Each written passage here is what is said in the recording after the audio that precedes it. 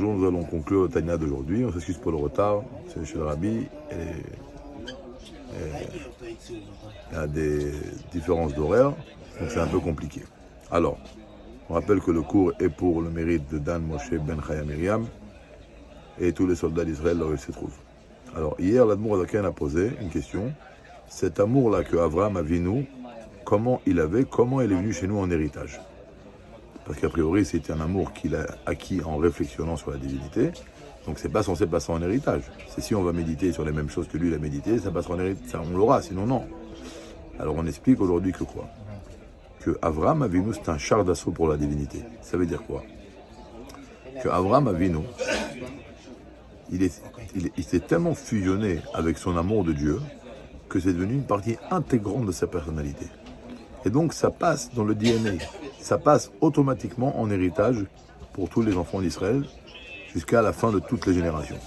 Donc, qu'est-ce qu'en vérité Avraham Avinu nous a hérité? Il nous a donné en vérité à chaque juif une neshama dans laquelle brillent les 10 sphères célestes des mondes supérieurs. Maintenant, on explique comme ça.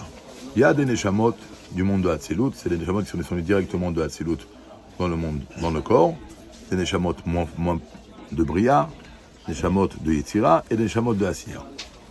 Dans notre monde s'appelle le monde de Tikkun. Pourquoi il s'appelle le monde de Tikkun? Parce que c'est un monde qui est réparé, dans lequel toutes les sphères sont englobées une dans l'autre. Donc l'Admour Adaken dit comme ça. Même si on est neshama de Malchut de Asiya, c'est le niveau le plus bas, le monde le plus bas, la sphère la plus basse. Dans le niveau de Malchut de Asiya, brille le niveau de Malchut qui est du monde qui est au-dessus de lui, le monde de Yetzira, dans lequel brille la Malchut du monde de Bria, dans lequel brille la Malchut de Hatzilut, le premier monde. Mais dans Malchut de Hatzilut brille également la Chokhma de Hatzilut. Donc chaque juif, qui qu'il soit, brille dans son âme la Chokhma de Hatzilut. Dans le niveau de Chokhma de Hatzilut, qu'est-ce qu'il brille? Il brille là-bas l'essence de Dieu. Et donc, l'Admour Adaken avait une conclusion, qu'un juif, qui qu'il soit, l'essence de Dieu réside en lui. Après, l'Admour Adaken va expliquer que ça, le simple fait de méditer sur ce sujet, ça doit réveiller chez nous un amour pour Hachem. Voilà, le simple fait qu'on va se rappeler qu'on a une neshama dans laquelle réside Dieu.